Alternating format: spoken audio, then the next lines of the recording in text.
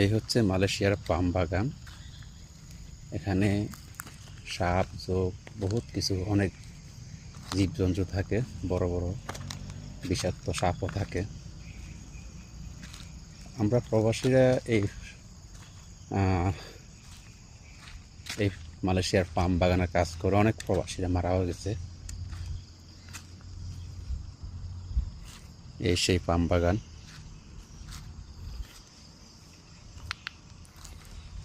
আমরা প্রবাসীরা অনেকে যারা পাম বাগানে কাজ করি তারাই বুঝি যে পাম বাগানে কাজ করাটা কতটা কষ্টের।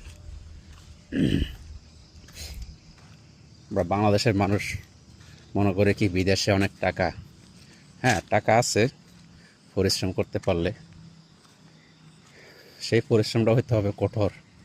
আর আমাদের প্রবাসীদের টাকা অনেক হালাল, একদম 100% পিওর, কোনো হারাম কোনো টাকা নেই। কিন্তু এই টাকা দিয়ে আমাদের পরিবাররা, আমি সবার কথা বলবো না, কিছু কিছু পরিবার আছে আমাদের কষ্টের টাকার মূল্য বোঝে না, এবং বউ, ভাই, বোন, মা, সবাই, বাপ, সবার কথাই, হয়তো আমার বাবা নাই, তাই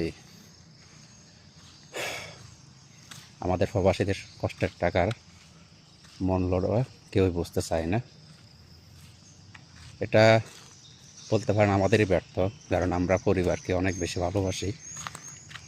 আমরা প্রবাসীরা অনেক বেশি ভালোবাসি পরিবারকে, কেননা আমরা দিন শেষে সারাদিন পরিশ্রম করে বাসায় গিয়ে যখন একটা পরিবারের সাথে কথা বলি, প্রিয়জনের সাথে কথা বলি, তখন মনটা অনেক শান্তি লাগে। তাই পরিবারকে অনেক ভালোবাসি। বছরের পর বছর চলে যায়, পরিবারকে দেখতে পারি না।